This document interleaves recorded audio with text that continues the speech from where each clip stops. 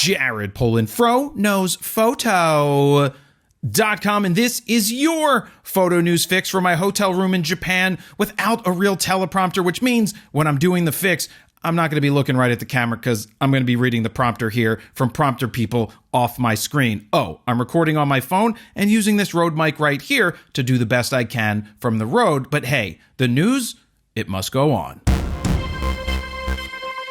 This fix is brought to you by Squarespace, my go-to when I want to quickly and easily build a website, buy a domain, and launch it in a matter of minutes. Now, I use Squarespace for my personal website at jaredpolin.com. Not only is it simple, easy, and affordable to use, but if you're looking to sell your work online, Squarespace has you covered with online stores, and they even take Apple Pay and much more. It's going to be super easy when I get home from Japan to quickly upload my favorite photos to my gallery at jaredpolin.com. To get your 14-day free trial, head on over to squarespace.com/FroKnowsPhoto. If you decide that it's for you, use the code FroKnowsPhoto at checkout to get 10% off your first order. First up, why am I in Japan? Simple. Canon invited Steven and I, along with other media members, to Canon HQ to meet with the big bosses, learn about the tech inside the cameras and lenses, and share our feedback directly with Canon engineers. That's right,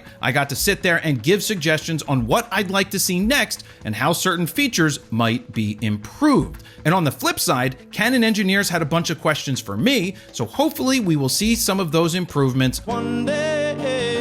On top of going to Canon HQ, the next day we hopped on a bullet train and headed out to Canon's lens factories. And if you like how it's made, well, you'd love being at the lens factory. Now, we got to see robots making the innards of lenses, lenses getting tested, massive optics being hand ground by what they call Meisters, big white lenses being put together by hand, and much more. In fact, I got to help drop an element into place into a 100 to 300 2.8. Now, speaking of the 100 to 300 2.8, do you know how many they complete in a day?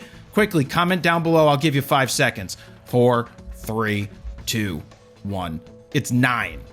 They're able to finish 9 lenses a day for the entire world. It's truly a massive engineering feat to bring that lens to life. Now, I want to thank Canon for bringing Steven and I to Japan. To hear more about our trip, be sure to listen to Raw Talk episode 169 that's now out at froknowsphoto.com/podcast. Next up, Canon Rumor shares what they've been told about a possible R7 Mark II. They start off by saying they received a bunch of info, but can't vet everything just yet for accuracy. They did go on to say that the list of features they shared has been mentioned by multiple sources, which means it must be right. To kick it off, they still think it will have a 32 megapixel crop sensor that will not be stacked. They claim it will not, I repeat, will not have a mechanical shutter. Now, this is an interesting one because on one hand, it would bring down the price of the camera, to do away with the actual mechanism that is a shutter. It probably costs some money to do that. But on the other hand, will it have a fast enough readout speed to capture a bird in motion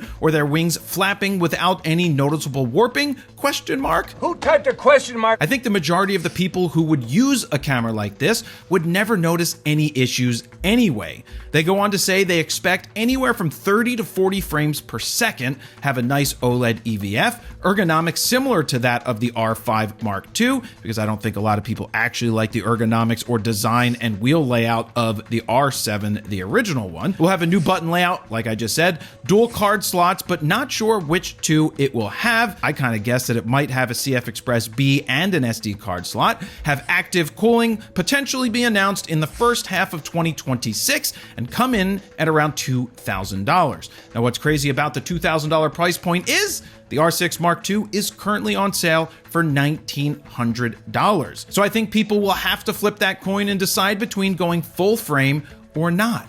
Which road would you go down and why? Let me know down below. Real quick before we get to the last story, the final Fro Knows Photo boot camp is fast approaching on Saturday, October 11th.